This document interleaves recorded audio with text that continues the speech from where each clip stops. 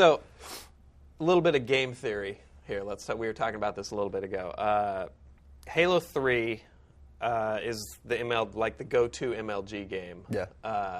What I say is it's the Texas Hold'em of video games, pretty much. I don't like to compare it to poker and things like that because it's totally different. But it's where the most money is. It's where the most people are.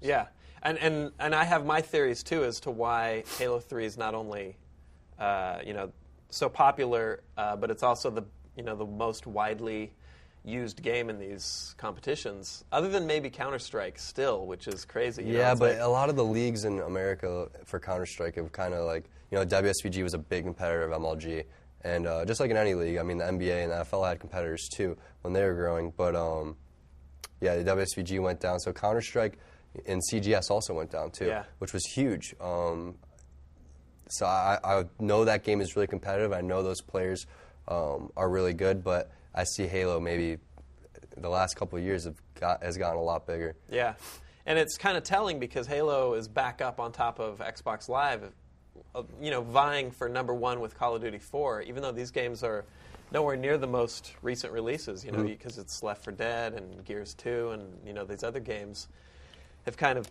peaked and then they've dropped a little bit. Left 4 Dead, obviously, it's a very simple game. It's well designed. Some simple games are the best, though. Yeah, it's very simple, well designed. But it's interesting that people are going back for more Halo and more Call of Duty. Yeah, I have a theory too why Call of Duty is not taken off professionally as well as Halo 3. Well, I can tell you the reason why. Let's see if we agree. Let me go first. Okay. I think it has a lot to do with Halo 3 forcing teamwork by its damage and its health structure. Health system and things like that. Yeah, team fire, it becomes a necessity. I know in Call of Duty it helps to have two guys shooting at a guy, but it's like on my team we've got one guy who can dominate. Exactly. And on Halo, that's a lot harder to do. You can do it if you have a sniper rifle or a power weapon. That's what I'm saying. So what happens is there's a battle for those power weapons, and whoever wins and uses the most teamwork will get that power weapon. And those people dominate, and then you have to use teamwork to kill the dominant player on that team. With Call of Duty, you can get a kill really fast. In Halo, it takes a little bit longer to kill the person, so you're leaving yourself out in the open a little bit longer. But actually, I never thought about those points, so that's why Halo is a better competitive game than Call of Duty. I always thought that Call of Duty 4 on LAN just didn't work. You couldn't have your own guys, and you couldn't have your own class, and that's what really hurt it in the long run at tournaments because it was a really good online game. Maybe it's a better online game than Halo, but Halo is made for LAN, not Xbox Live. Look at Halo 1. There was no Xbox Live back then. So I think that's really what hurt it was it was a really good online game, but it didn't transfer well over to LAN. Right. Of course, it didn't hurt it too bad. It's huge. Yeah, exactly. But it's just, I like, that's one thing I love about Halo is that it forces teamwork where Call of Duty might not necessarily. There's definitely teamwork in Call of Duty, though. There definitely is. There's a lot of communication, no knock on those guys. But another thing I like, too, is during a regular Halo matchmaking game, how, even playing stuff that maybe MLG doesn't, on the big maps or whatever. I like how, even in those game types where the vehicles and stuff, it's you run slow with the flag, so it pays to have a team that's on top of it that'll pick you up with a ride, something like that. It's the vehicle, picking someone up with that is true, but if you're a pro, dropping the flag and picking it back up makes you run faster. So in the smaller maps like Pit and stuff like that, when you play Capture the Flag, we get to the point where we're even running faster sometimes with the flag than without the flag. Really? It's not glitches. I don't like people saying they're glitches, blah, blah, blah. It's the game. Get over it. It's not a glitch. It's like a sick combo in Mortal Kombat. It's part of the game. Learn it.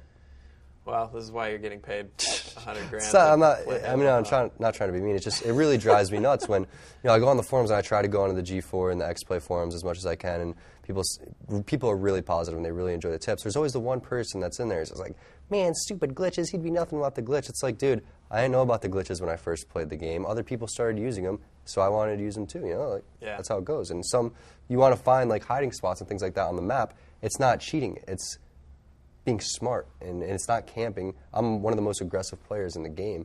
It's not camping, it's being smart, and that's how people are going to see it. If you're a competitive gamer, if you're smart, you're you're gonna play smart. Well, and if it's a game-breaking glitch, Bungie's on top of those. Exactly. Remember, like jumping off of equipment and stuff like that. You remember the super jumps and all those things? Yeah. That's cheating. When it's something that Bungie fixes, then it's cheating, and it's banned from tournaments. You won't see any cheap tactics going on. There's nothing. There's no one hit beat down where I'm just going to come kill you instantly. It's just solid shots, sniping that had a lot of teamwork, and it's if it's a glitch, then Bungie, like you said, is going to find out and they're going to get rid of it. Yeah, I don't know if you know this. I do some challenges for X-Play. And one of my more popular challenges is me creating a obstacle course scavenger hunt in Is that like on Forge. Foundry and stuff like that? Yeah, this one was on Avalanche. Avalanche, okay. But it's interesting because it goes along with what we're saying. One of the things I did is I hid grenades around an obstacle course, and the idea was you had to do the grenades are the course. Easter eggs? Yeah, okay. You had to do the course as quickly as possible, but when you crossed the finish line, you had to have 8 grenades in your inventory, right? So 4 frags or 4 plasmas? Oh, yeah, 2. Yeah, 2, and then, like a full complement of grenades. Yeah. And they're some of them are just hidden, and some of them are put in places where you have to figure out how to get up there using, the So you just look up there and like, man, I want that spider grenade. Yeah, you fly so around bad. in Forge, you find the grenades, and then you wonder like, I wonder if I could use that grav lift he hid at the beginning there, or if I'm supposed to save that. So it's interesting though because people found all these little. Of course, you release this kind of thing. It's like creating your own little game. You release it out into the wild, and people find all these little loopholes. Like they found that they could knock grenades off of high areas by using a Spartan laser. And even though the grenade's sitting on top of a platform, they could shoot the underside of the platform. See, I think that's smart. What do you think? That's what I'm saying. Smart. And then there's people online that are like, cheater, I can't believe you accepted that. I'm like, no. He found It's kind of like your own fault. I mean, a little bit, but if it was that big of a deal, if it was that big of a cheat, you would have went in like Bungie and fixed it. But that's props to you, man. People don't realize how hard Forge is to use. Like, Forge is not easy to use. I mean, it takes a while to get used to it. So, yeah. It's like Forge is, it's like using Little Big Planet. It's so complicated. It is complicated. Once you get it down, so much you can do. Yeah, exactly. They started finding out all the little things in Forge. I was doing Forge before they found out you could hold something in the air, then save, exit, go back in, and it would stay there. I was doing it where you had to build stuff. Up under it, keep it there, and then delete it. Yeah. Yeah, which is like a royal. It was really hard. Royal pain in the balls. Yeah. I just figured out what you said like a month ago. Oh, really? I mean, I'm not a big forger, because MLG, they have the Forge map, like they have a couple Forge maps on Foundry and stuff like that. I just depend on other people to do it, but whenever I'm messing around and bored and stuff like that, I seriously just found that out a month ago. How often do you get asked if you can help somebody get recon? Recon? I don't even have recon. I don't either. And you know what, Bungie? You told me I could have recon, and you let me down. Recon. I'm looking at you, Bungie, right now. And I'm next to this guy, so I should get recon too. So. Yeah. I was there on an event. I was actually doing the Halo 3 review. We were talking about some things, and I was like, "Dude, I do challenges, all this." They're like, "Oh, we don't have. I thought we unlocked recon for you."